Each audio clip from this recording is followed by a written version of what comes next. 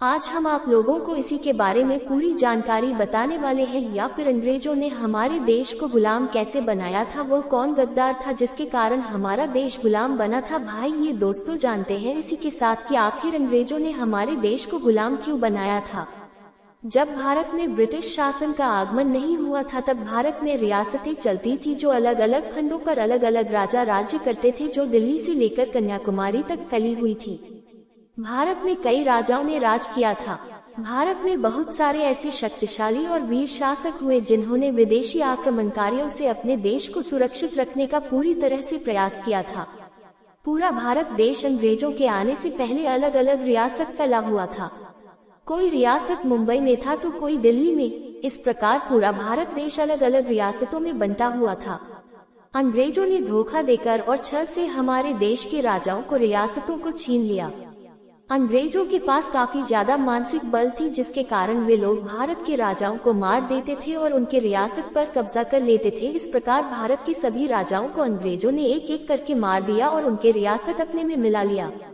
भारत के बहुत सारे ऐसे राजा और महाराजा हुए जिन्होंने अंग्रेजों के खिलाफ देश की रक्षा के लिए युद्ध किए, लेकिन वे राजा भी अंग्रेजों के हाथों मारे गए।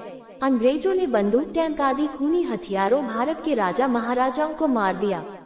भारत के सभी राजाओं को मारने के बाद अंग्रेजों ने स्वयं गद्दी पर अपना शासन चलाना शुरू कर दिया और इस प्रकार हमारा देश अंग्रेजों का गुलाम बन गया। ब्रिटिशर्स मुख्य रूप से भारत में व्यापार करने आए थे। ब्रिटिशर्स का पहला आगमन 24 अगस्त 1608 ईस्वी में सूरत में हुआ था। शुरुआत में ब्रिटिशर्स अपना व्यापार बढ़ाने की कोशिश कर रहे थे। इसी सिलसिले में वह सिराजुद्दौला के पिता जैनुद्दीन अहमद खान से मिले। जैनुद्दीन को कहीं न कहीं अंग्रेजों पर शक था, इसलिए वह उनको व्यापार करने की सीमित ही इजाजत देता था।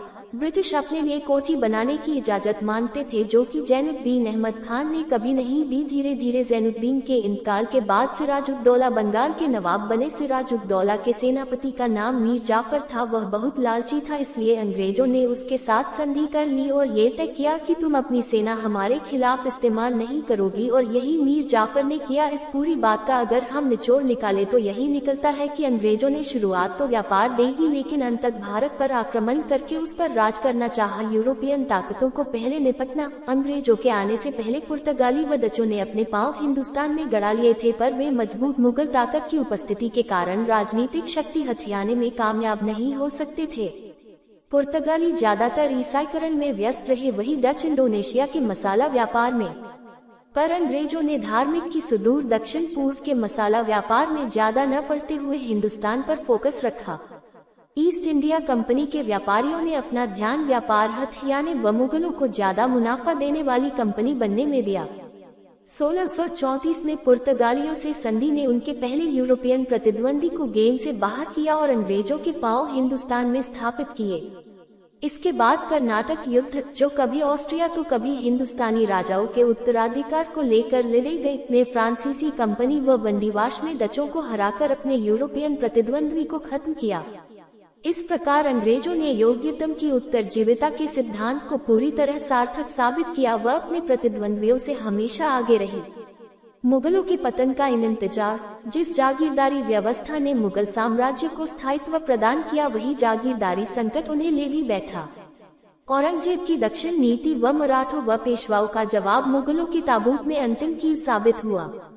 प्रांतीय शासक अब इतने मजबूत हुए कि मुगलों की जड़ें ही खोदने लगे, व मराठों ने तो मुगल साम्राज्य को आर्थिक राजनीतिक तौर पर बुरी तरह तबाह कर दिया। पर अंग्रेजों ने कोई जल्दी नहीं की। अंग्रेजों ने कभी भी मुगलों से सीधी टक्कर नहीं ली। वह जब आंतरिक समस्याओं से मुगल छिन्न विच्छिन्न हो गए तो अंत में अंग्रेजों ने 1857 की क्रांति के बाद मुगल साम्राज्य को औपचारिक तौर पर समाप्त कर दिया।